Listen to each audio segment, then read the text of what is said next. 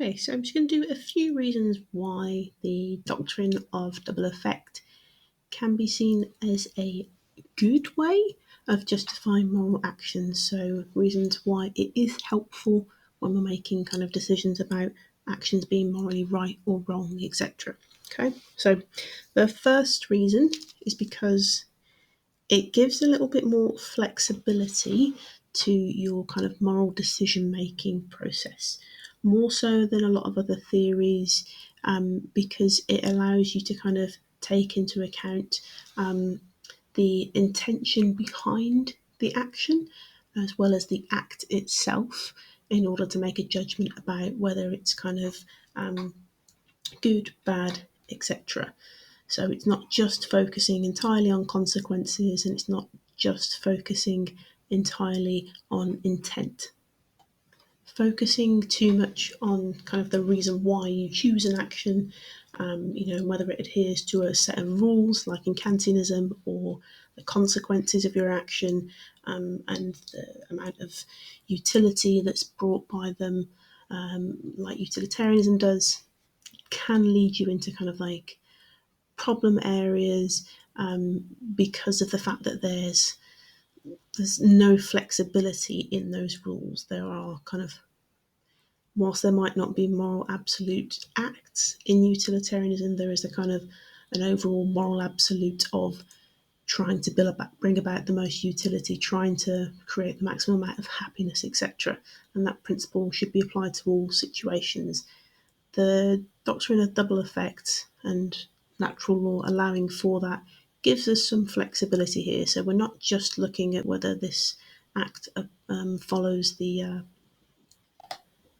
primary precepts, and we're not just looking at the consequences alone in isolation. It gives us that flexibility of taking into account both, as I say, intent behind an action and the act itself. The second strength of the applying a doctrine of double effect is that it's frankly a lot more realistic than some other theories and approaches, when it comes to moral decision making. You can instantly see the kind of the real world implications for the principle, and situations where it would indeed be helpful, like the numerous examples in medical ethics. So doctors have to make decisions like this on a day-to-day basis. Unfortunately, do they decide to give a patient one treatment knowing that it might have secondary effects which are unintended, so side effects, or do they not? This is a real world principle which, as I say, not just doctors but other people will encounter on a day-to-day basis. Problems with other theories, as I say, because they try to adhere to their kind of moral principles so strictly, when it comes to situations where those moral principles might clash with each other, then it leaves the person following those kind of systems unable to sort of decide how to move forward a lot of the time.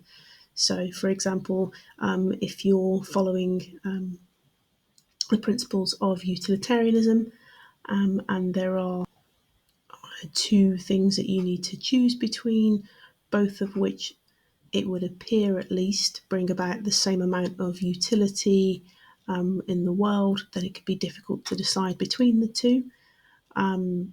With Kantianism, obviously he believes that you can create your own sort of moral laws, in the same way that there are kind of laws of science based on the categorical imperative. What do you do if those two moral laws are at odds with each other? Like, don't tell a lie and don't steal. If you found yourself in a situation where those were your only two options and you knew that you were going to have to choose to break one of those moral laws, there isn't really much guidance in Kant's approach as to how to deal with a situation like that. In comparison, so the point really is that with the doctrine of double effect, it is quite realistic.